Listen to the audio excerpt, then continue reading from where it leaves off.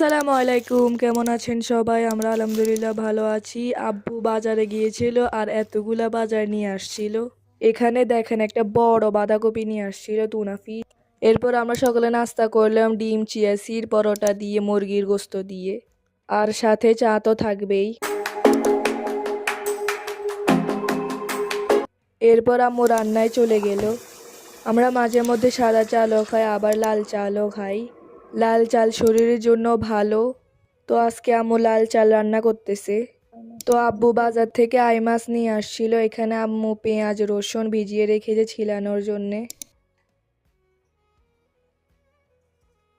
রান্না করবে, আর এই মাছটা রান্না করবে যেটার নাম হচ্ছে আই মাছ। আর এখানে কুটা বাছাও শেষ। তো এখন হচ্ছে রান্না করা। এখানে আম্মু পেঁয়াজ, কাঁচা মরিচ, রসুন তেলের মধ্যে দিয়ে নাড়তেছে। এখানে কি দিবে? এখন কি রান্না করবে? কুসা নাকি মূলার শাক নাকি আই মাছ? আই মাছ রান্না করবে। তো এখানে আম্মু মূলার শাক আর কুসাগুলো ভিজিয়ে রাখছে ময়লা দূর হওয়ার জন্য।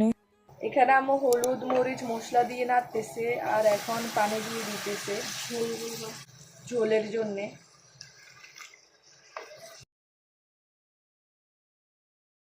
আম্মু মশলা কষাচ্ছে, কালারটা অনেক সুন্দর হয়েছে। মশলা কষানোর পর আম্মু মাছটা দিয়ে দিল। মাথাটা আমার দিকে কিভাবে তাকিয়ে আছে দেখছেন?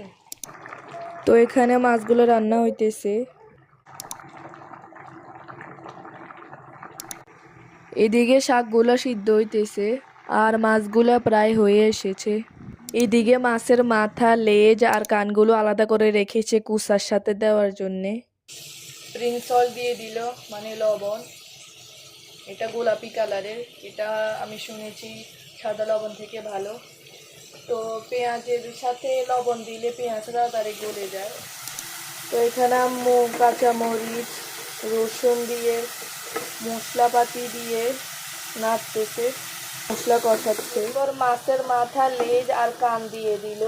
তো এখন এগুলা কষাবে। তো এখন শাক ভাজি করার জন্য প্রথমে রসুনগুলা তেলের মধ্যে ভাজি করতেছে।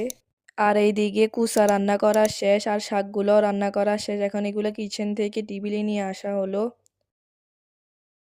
তো সবাই খাওয়া দাওয়া শুরু করলো। এখানে দেখেন মাছটা কিরকম সুন্দর হয়েছে। মনে হলো বিশ্বের সবচেয়ে সেরা রান্নাটা খেলাম। সবাই দোয়া করবেন। আল্লাহ হাফেজ।